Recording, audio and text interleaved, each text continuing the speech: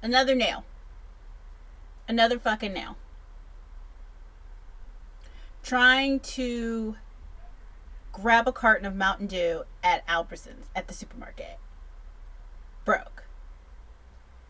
And before you say that it's not my nail salon place. It's not. It's just that this is probably like my fifth refill since June. Maybe 6. It probably should be 8. I don't know. Regardless, another fucking nail, bro. Oh, and I hate this. I hate this design. At least I have an excuse to go back and get claws, like red claws, for September. Ugh.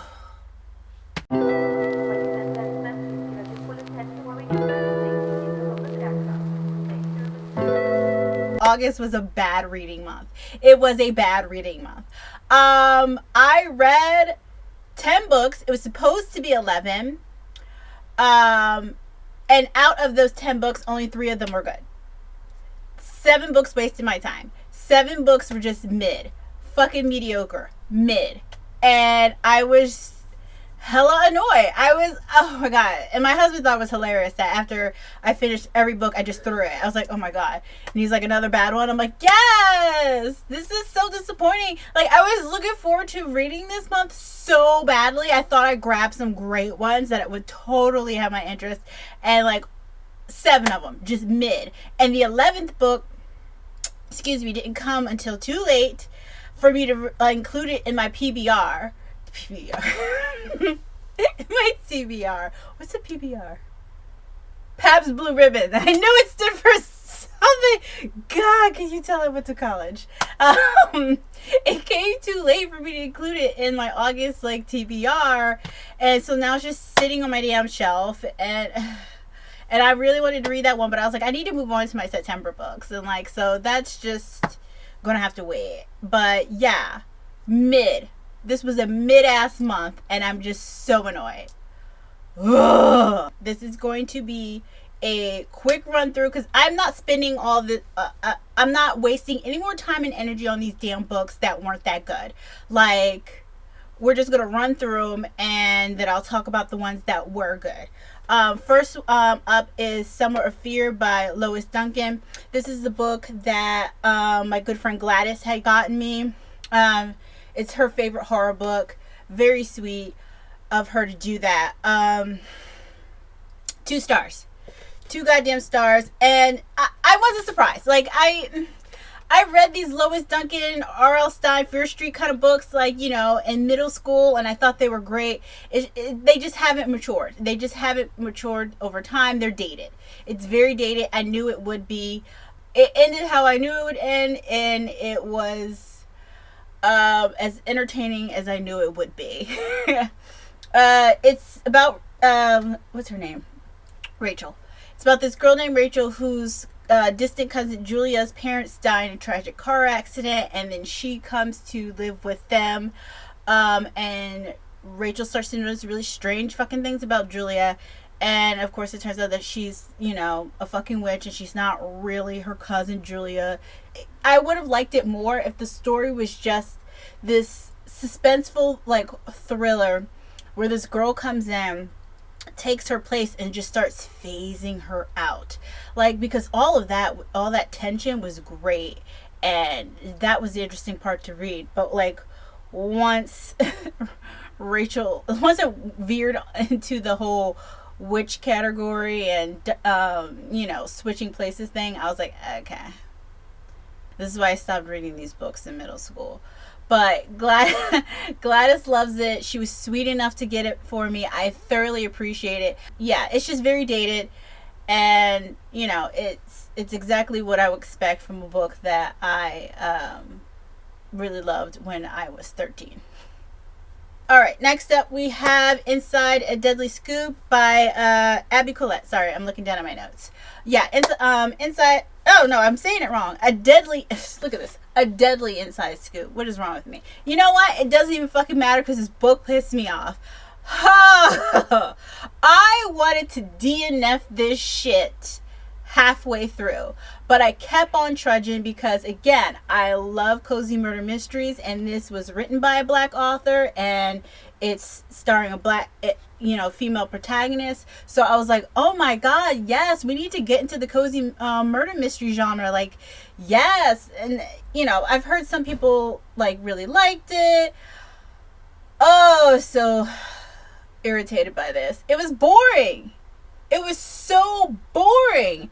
And it sets up, and because it's a series, it starts to set up a romance between oh god, what's her name? Bronwyn, but everybody calls her Bron. That was another thing. Her name is stupid. But it sets up a romance between Bron and the detective investigating the murder, who starts to suspect that her father is the culprit. But nothing ever happens between them. It's a slow build. It's so slow you gotta wait till like the next fucking novel. Oh my god. The thing that drove me crazy though is there is so much discussion about shit that doesn't matter. Like, there are pages throughout like every chapter talking about ice cream, like how to make ice cream, how good it tastes, like blah blah blah. I don't give a fuck about this. Like, her daddy is about to go to jail like, for a murder he didn't commit. And hold on, let me check my notes because I know I had more to say. Oh shit, I was mean with this. I gave it 2 stars. I thought I gave it 3. No, I gave it 2 stars. Okay, I had such high hopes for this and I was utterly disappointed. I will not be reading the sequel because of how disappointed I was in this one. The third book on my list is Muffin Top by Avery Flynn. Look at this cover. Hot romantic comedy. That bitch is gorgeous. That was serious. I was scrolling through Amazon one day, and this book popped up on my recommend, and I was like, who's this stunning redhead?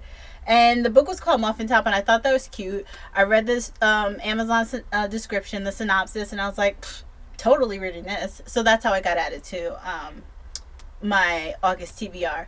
The story's about Frankie and Lucy. Frankie is a firefighter. I think this takes place in the Northeast. I want to say it felt like the Boston area. It had a very Boston vibe to it. And Lucy is a PR person for the minor league, like, kind of hockey team out there. They know each other, and they know each other through their Frankie's sibling, who's marrying Lucy's best friend. So they know each other, but they don't really know each other. Frankie is a fuck boy.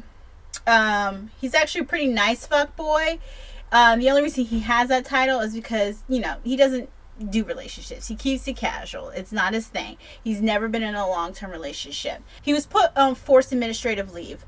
He didn't do anything wrong. It's just that he hadn't taken his time. They're like, yo, use your PTO or lose it. And he was just like, because he loves work so much. He loves being a firefighter so much. He loves being in the firehouse and around his guys and all that kind of stuff. He has to take it, and I think it's like 3 weeks he has to take, and he just doesn't know what to do with himself. If he's not putting out fires, he's just like, oh my god. So he's like, well, I'll just call one of my hookups to pass the time. So he calls one of his hookups, who I think is Gina, who's a bartender at this firefighter bar. And she's just like, hey buddy, haven't heard from you in a while. If I had, I would have told you I'm engaged now and I don't do that shit no more. And so, Frankie's kind of bummed, and they have like a heart to heart, and she basically just tells him that, like, you're not a forever dude. You are a dude that's great for a good time but not a long time. And the homie takes that to heart. Like, he is upset. He is so upset that because he wants to, that's why he's a nice fuck boy. Frankie really wants to be in a relationship. It's just that he doesn't know. He's too scared. And he doesn't know how. It gets explained later why he's so scared of a relationship and commitment. And it's actually, I like it. I thought it was a pretty good explanation as to why. Yeah, Frankie takes Miss Gina's criticisms to heart and decides to swear off all sex. He decides to be celibate in order to clear his mind and his body to figure out who he is and how to be a forever guy and blah blah blah blah blah blah blah. And then we have Miss Lucy, who is this outwardly confident plus size woman. I thought the book did a pretty decent job of that. I felt like we could have stuck more in her emotions about it, because she comes across as very confident, very self-assured. She's beautiful, she's successful, she's sweet, but she also has a lot of insecurities. And that could just be me, as someone who's not plus size and never been plus size, not truly understanding the depths of what it means to be a bigger person and how you view yourself, how you deal with fat phobia and internalized fat phobia. But from what was here, I thought it was pretty interesting. I just felt like there should have been more to it. I felt like I should have connected a little bit more to her emotions about it. It just felt like it just felt weird to me that this woman who was just, a really great catch still didn't kind of view herself that way. And that was what I think was confusing to me, was that she was outwardly very vocal and confident, but she would do a lot of really insecure little girl things. And I think I'm just now realizing in this moment that I might have fucked up as a reader by not truly understanding her as a character, because I can't, not that I can't necessarily relate to her struggles. So I probably should have read this a little bit more openly than I did, because as I was reading it, I was just kind of like, girl, you're amazing, like what are we doing, why are you doing this, like. But yeah, just now talking out loud to you wonderful people, I think I just realized, okay, I might have not had as clear eyes as I thought I did reading this. Miss Lucy's going to her high school reunion. Why anybody goes to those fucking things, I will never understand. I don't even know why we still have them. High school is a nightmare. Who is trying to relive that and see these people? Facebook is a thing that exists. Facebook exists. She went to high school in Missouri, so she's road tripping it there. Why she's not on a plane or a train, I don't know, but I understand for the sake of the novel, we need her on a road trip. That was another thing. I did not know this was a road trip novel. You guys know road trip is not one of my favorite tropes, but this sexy ass book does some great stuff on this road trip, and we'll get to that. Frankie offers to drive her because he's got nothing to do. That's the thing. Frankie's bored out of his mind. He's not calling any of his hookups because he's decided he is Mr. Celibate Man, and he doesn't have any hobbies. He doesn't really like TV. He doesn't know what to do. He finds out Lucy is driving all the way to Missouri to her high school reunion, and he's like, bitch, I'll go. And Frankie's a firefighter, good, strapping, sexy man. And so he's just like, yeah, I'll go and I'll pretend to be your date. Another thing, fake dating. Did not know there was fucking in here. Did not know. And you guys know how I feel about that trope. Frankie is unapologetically attracted to Lucy, and I love that. I love that it wasn't a whole bunch of, why do I like this fat girl? It was just immediately like, damn, this bitch is sexy. This road trip's gonna be difficult. And that was another thing. This book was sexy. It really fucking was. It was really hot watching the two of them try very hard not to fuck each other, but ultimately failing. They do end up fucking several times. It's very hot, extremely sexy, way sexier than the sex in Tessa Bailey's It Happened One Summer. At one point when they're driving back to the Boston area, Lucy starts pleasuring herself in the passenger seat, and homie almost gets into a wreck trying to watch her and watch the road. It's very funny, and it's actually very sexy. That's probably my favorite sex scene in the whole book. But I ultimately had to give this book 3 stars. I did enjoy it. Like, I really did enjoy it. But I had to give it 3 stars. Here's why. The writing style was very, it was really immature. In that very fanfic kind of way. It's a lot of telling and not showing. Can't stand that in anyone's book. It reads like a sexy Hallmark movie, and I ain't mad at it. Again, road trip, fake dating, and miscommunication. My three fucking romance tropes I fucking can't stand all in one book. I didn't know they were there. Had I known. But I'm not disappointed. Like, I didn't hate reading this. I just wished it was better. That's ultimately what I'm saying with all these notes here, and why I gave it 3 stars. Did enjoy reading it. I liked it. I just wished it was better. Like, it was right there. I said Avery Flynn hasn't, her writing style's not that much, not that mature yet. So it does read like a really great fanfic, like really good Hallmark movie. And if you're into that type of shit like I am, then you wouldn't have a problem with this. How I also score books is, would I recommend this to people? Would I tell them to read it? I would tell people that I know in my fanfic circle who like fanfic to read this book. Would I tell anyone outside that circle to read this book? No. But I liked it. I'm going to keep it. It's mine. I'll probably read it again at some other point. But I just wish it was a little bit better than what it was. Next up is With You All the Way by Cynthia Hand. First off, look at this cover. It's gorgeous. It's stunning. That's seriously number one reason why I grabbed it. I gave this book 3 stars, and let me tell you why. It is well written. Cynthia Hand is a good writer, and she's a good young adult writer. I immediately fell in love with this book as I was reading it. I was just like, oh, I'm so eager to find out what's happening with these characters, where this is going. I thought this was just a straight young adult romance. It is not. It is a coming of age book. Once I realized that probably right in the beginning. Like, I was only a few chapters in before, probably about like 3 or 4 chapters in, when I was like, okay, I don't think this is necessarily a romance. I think this is more of a coming of age novel. And I wasn't mad at that because the writing was so good and I was interested in what was happening with these characters. This is again another story about a plus size character. Ada is a teenage girl, a plus size girl. She has an older sister who just graduated high school, who is the young, thin, beautiful, pretty one. And she has a baby sister who is the young, cute, adorable one. And she's the middle daughter who's, overweight and quiet and obliging. But anyway, she's about to go to Hawaii with her family. Her mother, who is a surgeon, a very prominent surgeon who's busy all the time, busy, that she's hardly in her daughter's lives. And they're mainly raised by their father, who is a nurse practitioner. He is not their biological father. He is the biological father of her youngest sibling, but she and her older sister had their own father, but they're having home problems.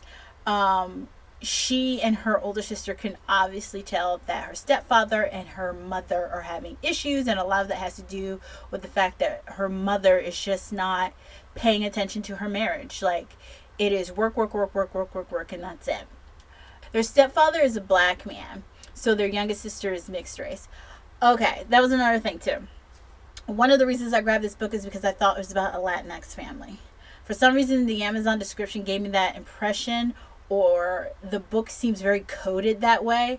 Like, it really wasn't until, honestly, halfway through the book that I even really picked up on the fact that Ada and her mom and her sister, her eldest sister, were white. They're described as having blonde hair, but I know a lot of Latinx people with blonde hair. Dyed and natural. So I didn't think anything of it. So yeah, it's not until like halfway through the book that I'm like, wait, this is a white family? And it didn't take away me enjoying the book at the time. Like I said, there was a long while that I did enjoy this book, until right before the 3rd act that I was just kind of like, oh man, I see where this is going, and it's fucking boring. The writing, nothing of it changed. It just got boring once I figured out the stupidity of what was happening. Yeah, Ada and her family are going on this trip to Hawaii, and one of the reasons why she knows her stepfather and her mother are having issues is that her stepfather's not going. He's making up all these excuses why he won't be there, but it's pretty obvious to Ada and her sister that he and her mother are having issues and he's just not going to go. And they make this trip every year, and it's part of her mom's like work conference or like an awards show thing that they do. They rent out this entire hotel, a bunch of doctors in her field from all around the country, and they bring all their whole families, and they kind of take over this resort for about a week. And this is the first year her stepfather isn't going, and he's not giving any really good excuses, and Ada's just so upset because she's so very close to him, and she just doesn't want her family breaking down. And then on top of that, right before the trip, she finds out that her boyfriend was cheating on her. Where this shit fucking lost me is that Ada walks in on who she thinks is her mother and another man having sex. So once she has that secret, the book loses me in how she handles the secret. One, she keeps it to herself for fucking ever. She and her sister are so close. They are fighting on this trip. You know, regardless of all that, if you saw your mom sleeping with another dude, first, why didn't you bust up in that room and go, yo, bitch, what is this? I get that Cynthia Hand does a really great job of establishing that, you know, Ada's just not that person. She's very meek, and she's very put upon. For instance, like, everybody treats her like her younger sister's babysitter. Like, she's like second mom. Like, they just drop this kid off with her and do their own thing, which gets addressed later in the book, which I loved. I was like, oh my god, that better get addressed. I fucking hate that. Like, you know, older siblings are older siblings, not second parents. But why didn't you first bust up in that room and go, what are you doing? Or if that, again, like I said, that's not in Ada's character, cool. Regardless of how her relationship's going with her sister, why didn't she immediately find her older sister, tell her older sister, yo, I saw mom fucking this other dude, and the other dude is a family friend who's also a doctor in the same field that their mother is in, who's also at this, like, you know, resort conference thing. But she doesn't. She keeps it to herself for the longest. And finally, when her and her sister snap at each other because they've just been passive-aggressively ridiculous this whole fucking trip, Ada tells her sister what she saw, and Ada's just like so distraught about it that her sister's trying to calm her down, and she's like, look, I need to tell you about what you saw, and blah blah blah. And immediately at that point I knew exactly what happened. I knew exactly what was going on. But no, it got dragged out to the ending. Saw it coming from a mile away, and was really annoyed that it got dragged out to some third act surprise twist. I was just kind of like, no. Who did not see that coming a mile away? It was just an unnecessary secret. It was just a stupid, unnecessary secret. It wasn't a bad book. It just ultimately became very predictable, which means it was a chore to slug through. But I did slug through it because I really wanted to see how all the fences would be mended. And because I knew they would be. But regardless, it was still ultimately very boring. I read Heartstopper. It's a graphic novel about two boys who become friends and ultimately fall in love with each other. One of them is straight and the other one's openly gay.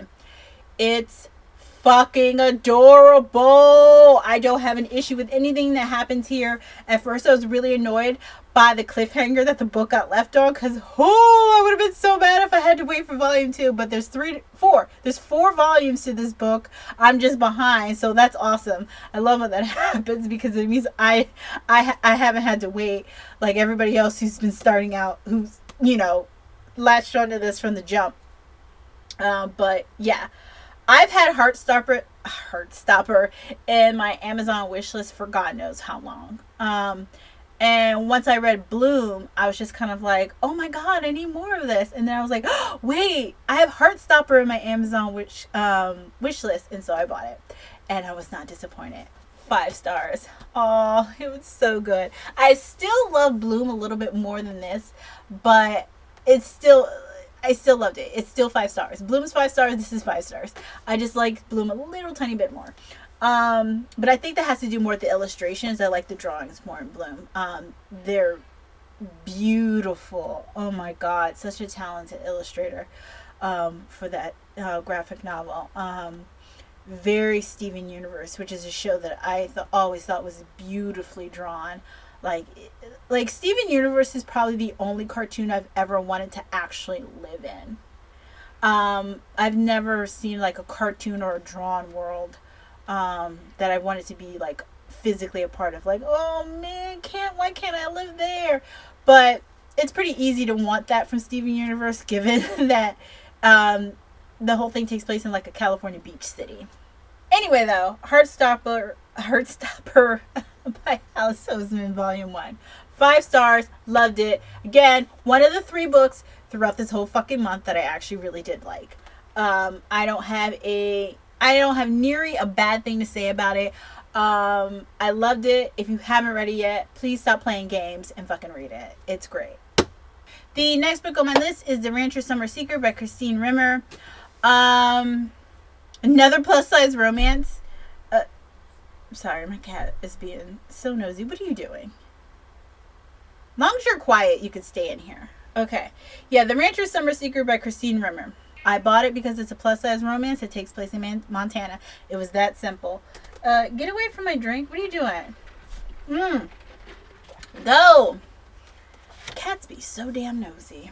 Yeah, I gave this book 3.5 stars, and I think the half star was only because the ending, not the actual ending, but why our main character Vanessa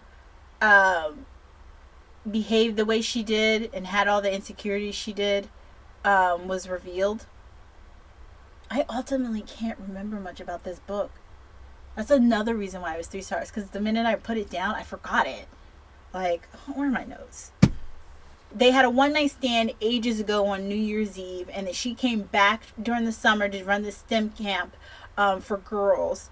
And he immediately is just kind of like, oh my God, you're back. Let's, go on a date. Let's hook up. Blah, blah, like, anything you want, let's do. And she's just kind of like, I don't live here. I live like 3 towns over. And in Montana, 3 towns over is like a 6-hour drive. So she's just kind of like, what relationship are you expecting to have? And he's like, I don't know, we'll work it out, but you're here and I want to be with you. And she does like him and wants to be with him too. She's just resisting. She's giving a whole bunch of pushback. So she decides to keep their relationship casual. Like, okay, we can be together. It's just like, this isn't a relationship. And so he's just like, okay, fine. No, let me stop right there. That's the thing I like about this hero in this book. I do recall that. He immediately tells her, no, I don't want that. And she's just like, oh, he's just like, if we're not a relationship, I don't want anything. And I fucking love that. But yeah, that's what I love about this hero. He's just kind of like, no, we want 2 different things. And I'm not going to say yes to you. As much as I want to say yes to you, I'm not going to say yes to you because I'm going to end up hurt in the long run. Because I want a relationship and you don't. You're leaving at the end of the summer with no intention of staying or trying to work out anything between us. So no. But ultimately, they can't resist each other. They can't stay away. So he agrees to the casual thing because he's just like, what else am I going to do? He's just like, I'm crazy about this girl who is right here in front of my face. But, she doesn't want the same thing I want. So, there's a little bit of him that has this hope, if he does this, maybe she'll reconsider their relationship, which is not a good thing. Don't ever do that. Do what he did initially. But, yeah, he just is all to me, and I want to be with you so bad. I like you so much. So, yeah, I guess I can say yes to this thing. And, of course, feelings get involved and mixed in. Not his, though, because homie is clear throughout the whole book. He is clear throughout the whole book what he wants and how he feels. Point blank. So it's all up to her. It's everything. The ball is in her court. And I love that. I love that one of the characters is just kind of like, this is what I want. This is what I want from you. So if anything goes wrong, we can never say that the communication was my fault. It's yours. And it ultimately is. Van just does not communicate that well at all. And it's because she's holding back secrets. And the secrets are her insecurities and why she feels that way. And that brings me to the 0.5 that I gave the book. It's not until the 3rd act that you find out that she went through a very traumatic experience with bullying in high school and with relationships and in these emotionally abusive relationships, why she is terrified of commitment, especially as a plus size girl, given that all the trauma was focused around that. So once that happened, I was like, okay, but we could have possibly cleared that up halfway through the book. Like, I felt like that's something that could have happened, at the midpoint of the book. And we could have spent the rest of the book with them in a relationship and her trying to work through her trauma and him trying to help her work through her trauma. I do recall the sex scenes being weak. Oh my god. It was a lot of like fade to black type shit or skipping over stuff. Like they'd be making out and then he'd throw her onto bed and they take off their clothes and then it'd be the next morning. And I'm just kind of like, I'm not 12. Like I need more than that. I need more than that. I read fanfic. You can't be giving me this weak shit. Like, you just can't. The next book on my list is How to Kill Your Best Friend by Lexi Elliott. I picked up this book because of the title and the cover. I wanted a summer thriller read, and I was like, oh, a book called How to Kill Your Best Friend, and there was a beach on it with beach chairs. Yes, thank you. I thought this was a novel about two teens, though, or young adults. New adults. I thought this was a new adult novel, and you guys know I don't do new adult, but it's a thrill. It's a thriller, and it takes place during the summer. And I was trying to read like a summer beachy thriller read. Had no idea that it was about middle-aged people on an island.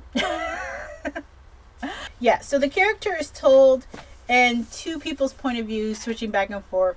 I would argue that Bronwyn is the main protagonist and Georgie is just a side perspective that we get. Bronwyn is headed to this island to attend her best friend's funeral, who owned a resort with her husband.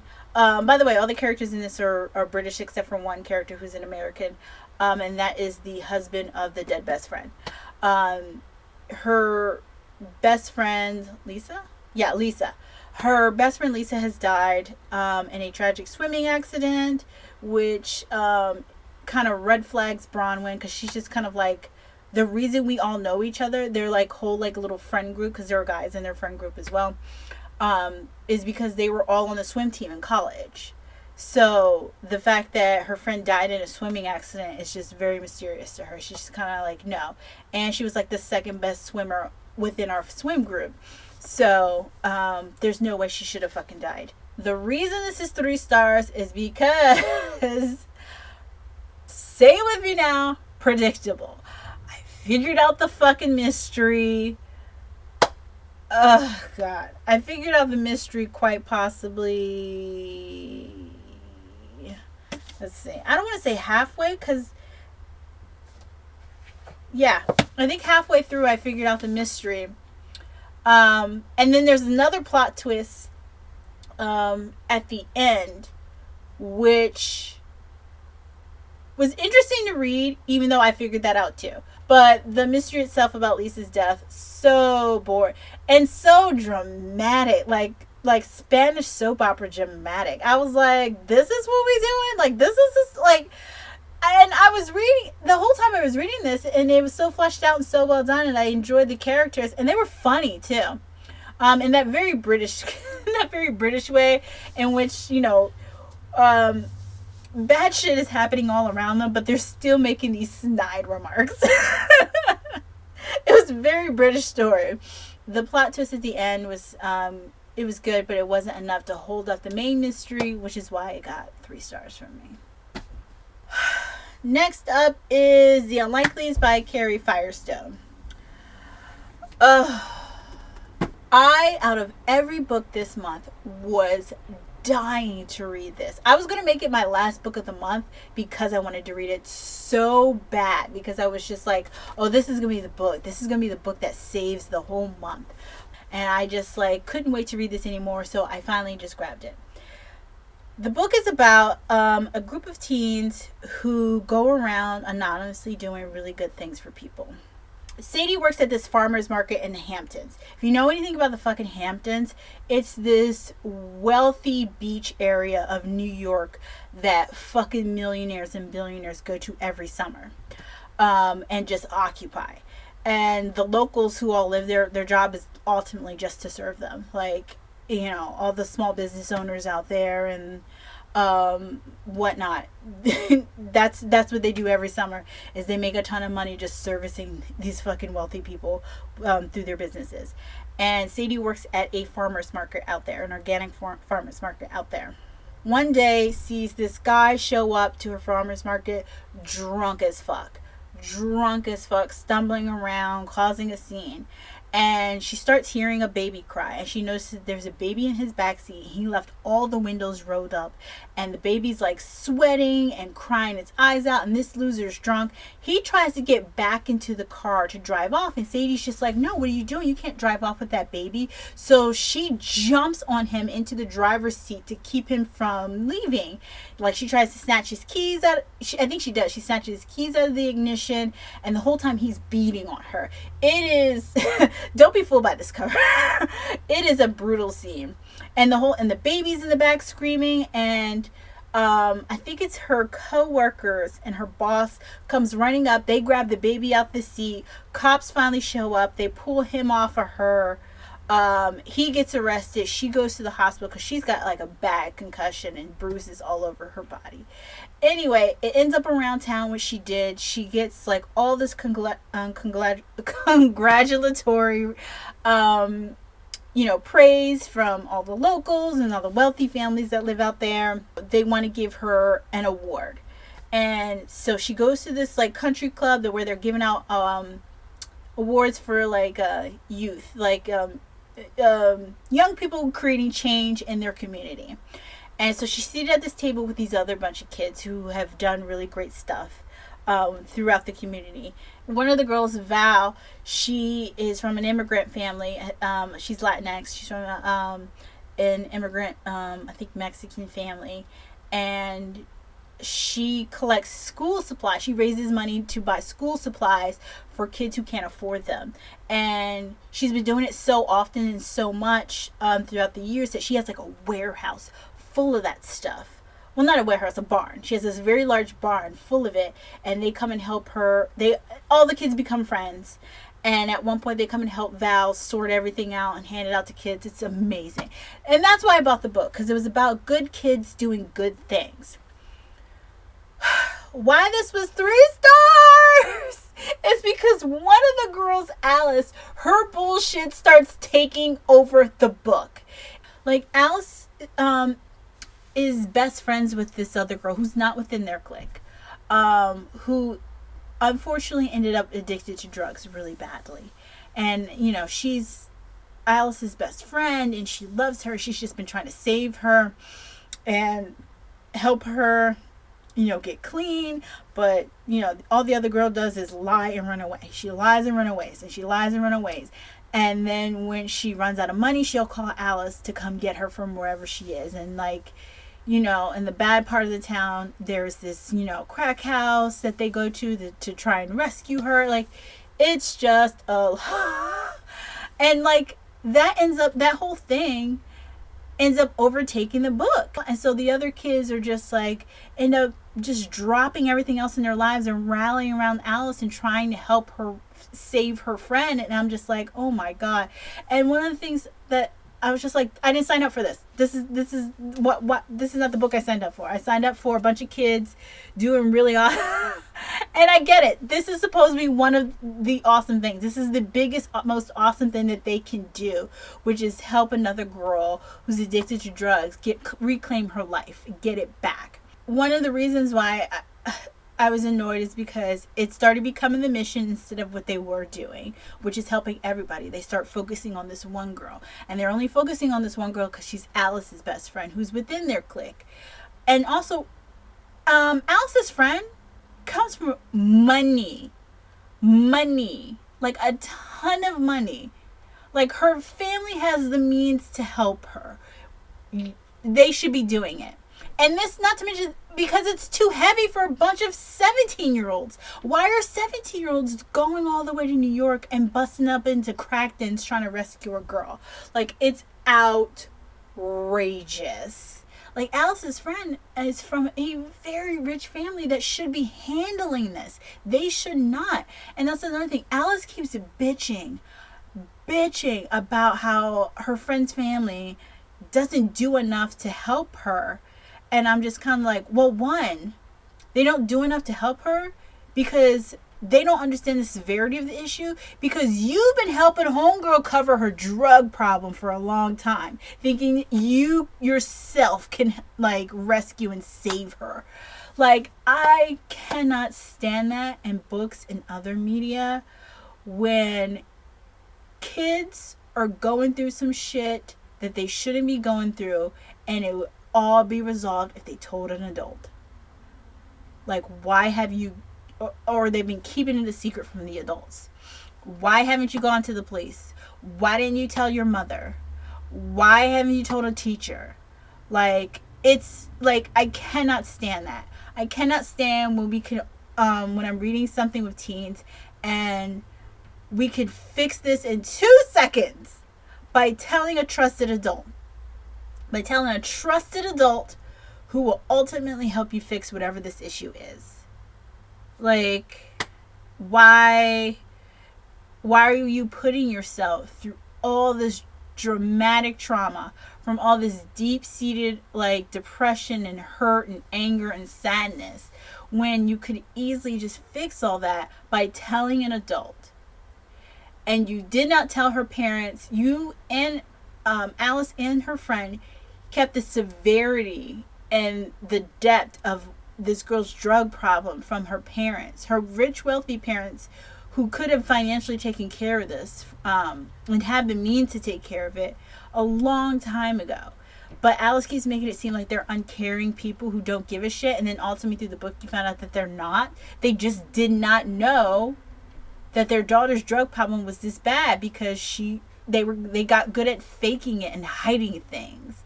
They're wealthy, rich white people. They have the means to deal with this. Your 17-year-old ass and your other 17-year-old ass friends should not be dealing with the emotional weight of this. And thirdly, honestly, as someone who knows people and been close to people who have addictions, you have to let people hit rock bottom. There's only so much of yourself you can give. You can't give chunks of yourself over like that, because it will break you. And that's what happens to Alice. It breaks her. And to the point where, like, at some point they need to rescue her from her depression and help her work through her stuff. Sadie, in her romance that's blossoming with another boy in their group, ends up taking this like B plot aspect to the story, because everything else is just pushed to the front. So I didn't really care for that.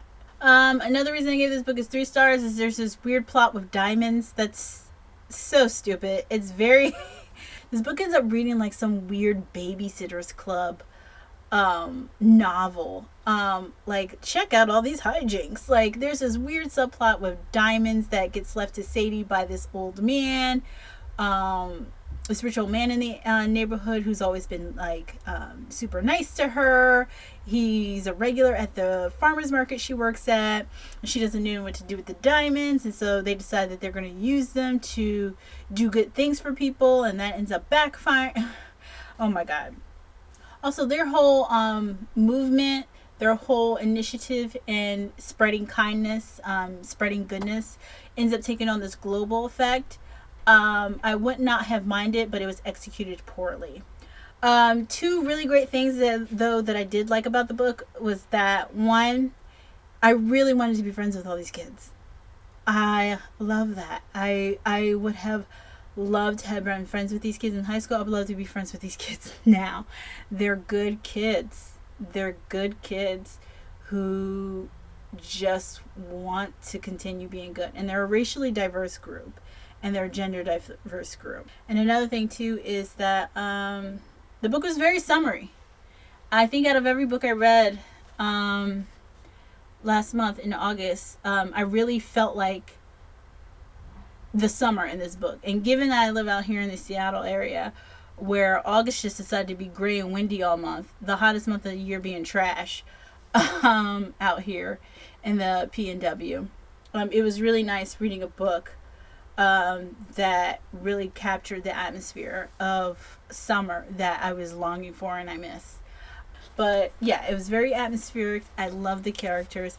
Even the Alice who got on my nerves after a while, they were all people who I was just like, I would love to be friends with these guys. But the book itself, the story itself, ended up becoming disappointing, and I was not here for it.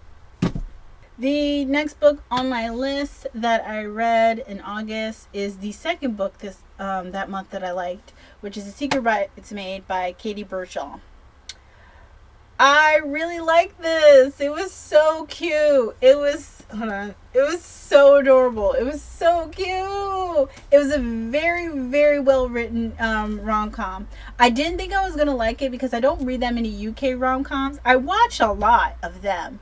A lot of UK rom-com movies, but I've never really read one, and for some reason I was just kind of like, I don't know if I could, I don't know, for some reason I just didn't think I would like it just because of the setting, but I loved it. It was so good. This book is an exercise in predictability done right. Like, you know what's going to happen. You know, if you've seen enough rom-coms, you know how this is going to go. You know how it's going to go. But it's all about the journey there, and I enjoyed the journey there. And the writing is the reason why the journey there was so much fun. Like, it's very Richard Curtis. If you know who Richard Curtis is, you know that he is like the king of the UK rom-com. He wrote, I can't remember if he directed, but he wrote one of my all-time favorite romantic comedies, Love Actually. And if that's enough said, you should already know that anybody who writes Love Actually and their book gets compared to that, it's got to be good. But no, Katie Birchall is great. From what I understand, though, and as well, this is her first adult novel. Like, she usually does middle grade books. I kind of want to read her middle grade books, and I don't like middle grade, but I kind of want to read her middle grade books because this was so good. And I love this cover. This is a great cover. Sophie is a secret bridesmaid.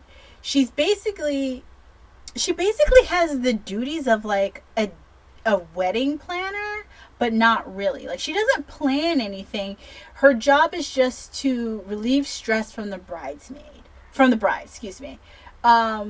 She's just there to be a comforting presence. And she loves her job, and she's great at it. She goes above and beyond for her clients. One of her clients asked her to dye her hair red, and she doesn't. And I'm just like, bitch, no, that could not be me. People keep questioning her throughout the book about her job, and she's like, I love my job. It is so great doing this. It's so great. Like, she just loves weddings and love and romance, and she just loves being a part of somebody's special day. So she gets hired as a bridesmaid for weddings. It's always a secret between her and the person that hired her. She's always and she comes up with a new identity for every wedding she does. She's hired by a member of the nobility, like a lower rung member of nobility, but still, to be a secret bridesmaid for her daughter at her daughter's wedding. Her daughter is immediately adamantly against it and starts making Zoe's life miserable, wanting to force her to quit. So she'll leave, and she can be by herself and handle the wedding all on her own. But Sophie's just kind of like, nope, I was hired to do a job, and I'm going to do it, and there's nothing you could do to scare me away. So she starts giving her these impossible, insane tasks to do, and Sophie's just like, I don't know why she hates me so much. And that got a little annoying. Sophie was taking everything that was happening to her very personally in the fact that she thought that what's her name, Cordelia. She thought that Cordelia personally didn't like her, and I was just like, no, Cordelia wouldn't like anyone who had to do your job, who was doing your job. She's just, she hates the situation. It's not necessarily you. And that's not me trying to feel bad for Cordelia, because I hated her the entire book, even when they made up and actually became friends. I didn't care. The way she treated Sophie was horrible. But yeah, they ultimately start getting along, making up, they become friends. Sophie falls for Cordelia's brother. There is a big misunderstanding. This book, I gave it 4 stars. The only reason it's not 5 is because Sophie's a bit of a doormat. Like, there were instances where it really got on my nerves. It got on my nerves with her wanting so badly to be Cordelia's friend. It got on my nerves with her falling for all the traps Cordelia kept setting.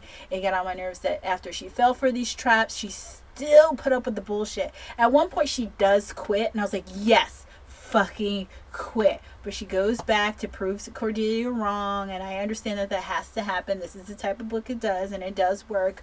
But like, Cordelia was just nasty to her for a large chunk of this novel, and it doesn't get brushed away. It gets handled appropriately. I just wish that Cordelia had to spend more time in the forgiveness corner. Like, I wish in the groveling corner. And her romance with Cordelia's brother is very cute. I was really worried that I was going to be bored or not like it, but I should have known better because UK rom-coms are always great. It's very sweet. I really was rooting for them. It's very cinematic.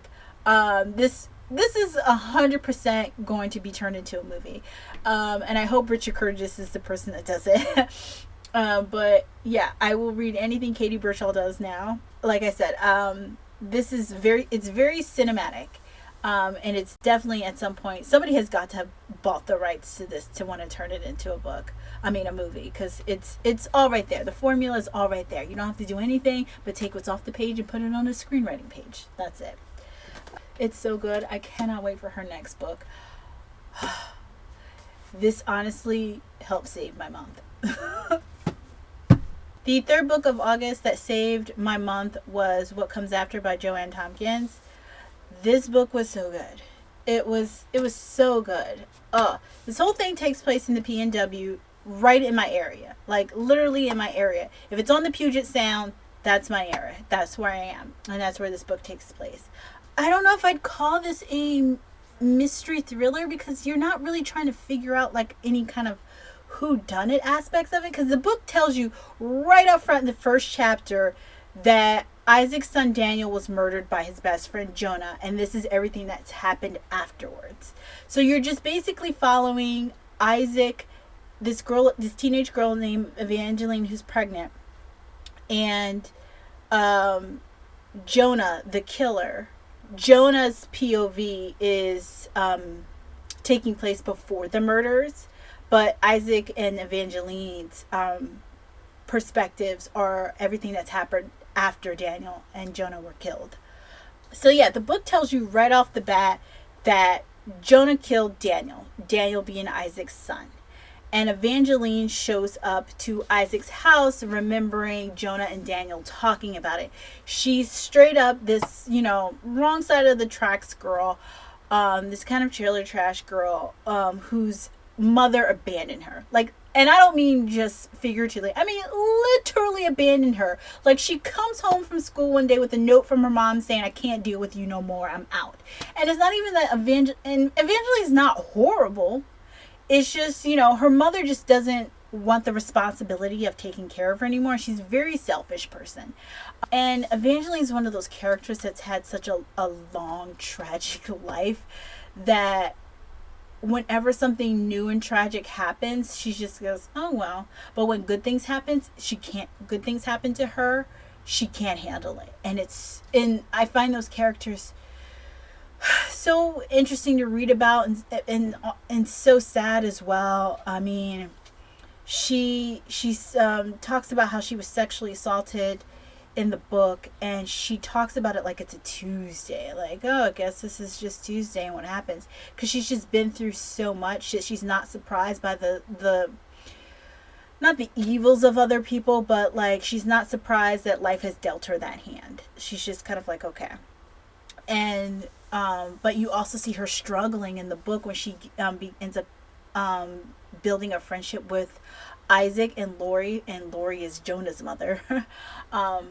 She's a lot more accepting of Lori's kindness, but I think that's because Lori's a woman and she doesn't have a mother figure, and her mother figure was horrible, and Lori's a really great mother. So, but Lori's also struggling with her identity as being whether or not she's a good mother or not, because her son killed his best friend. And that's another thing that's beyond awkward.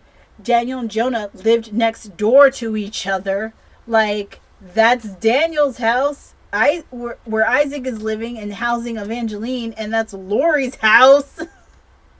And like they could literally see into each other's homes. Evangeline's pregnant.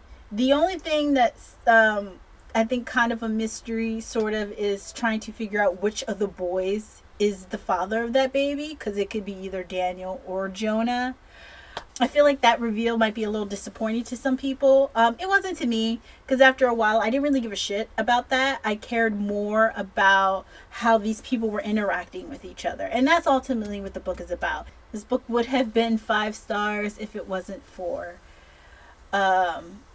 the ending and the third act. Evangeline starts getting on my nerves a little bit. So Evangeline is really pushing for Isaac to not get over his son's death, but get over blaming Lori for her son's death.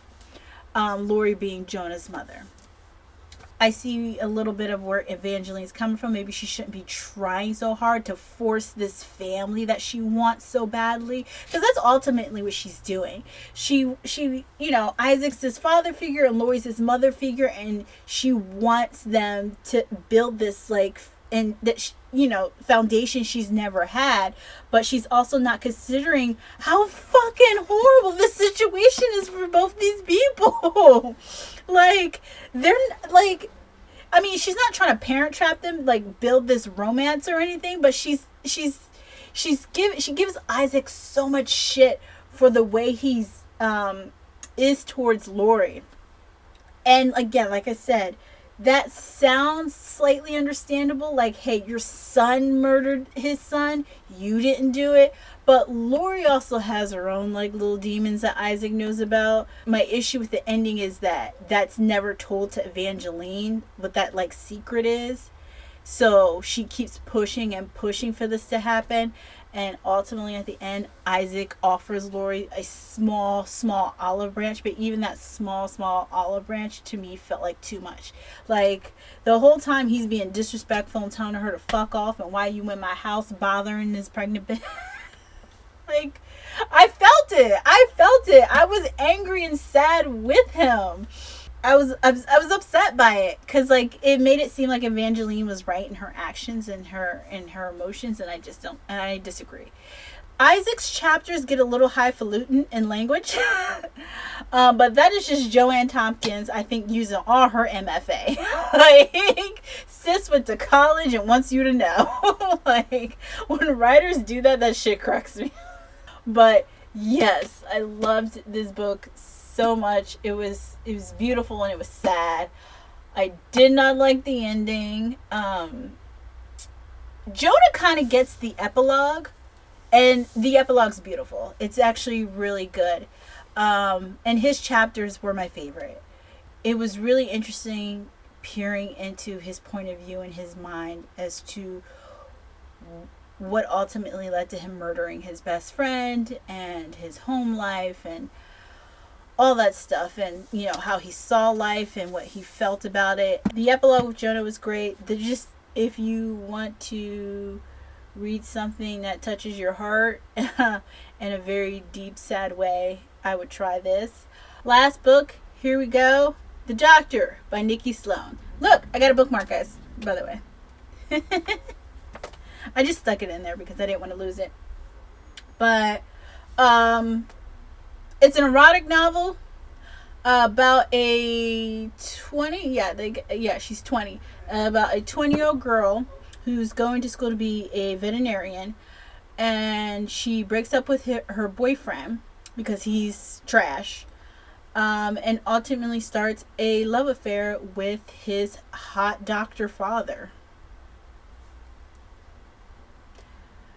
It's great. I guess you could say I liked 4 books this month, but this was really just, I don't want to call it a bullshit read. I don't want to be that disrespectful to Nikki Sloan, especially given I did like this. But it was just something I felt like reading for the hell of it. It wasn't necessarily a part of anything. I wouldn't call it a part of this TBR, and I wouldn't call it a part of my September TBR either. God, I got to do that video too. I needed some escapism. I needed something I knew I would like, regardless of writing or, theme, plot, whatever. I just wanted to read some hot sex, to cleanse my palate of the 7 books that were trash. No, I'm being too mean. They weren't trash. If they were trash, I would have DNF'd them. Just the 7 books that were mid as fuck last month. I just needed a palate cleanser, and that's what this book is. But we're just gonna say that I read this, I liked it, it was good. Please read Nikki Sloan's The Doctor. Yeah, so I hope you guys enjoyed my review. And I hope you guys are having or had a really great summer. Those of you going to school this month in September, I hope the year starts out grand and continues to be amazing for you. Wash your hands. Moisturize your face. Also moisturize your feet. Don't neglect your feet. When you'll get older, you'll realize why you should never neglect your feet. Brush your teeth, wear a mask, and please, please, please, please pay your library fines. Bye, guys. Have a good one. Love you.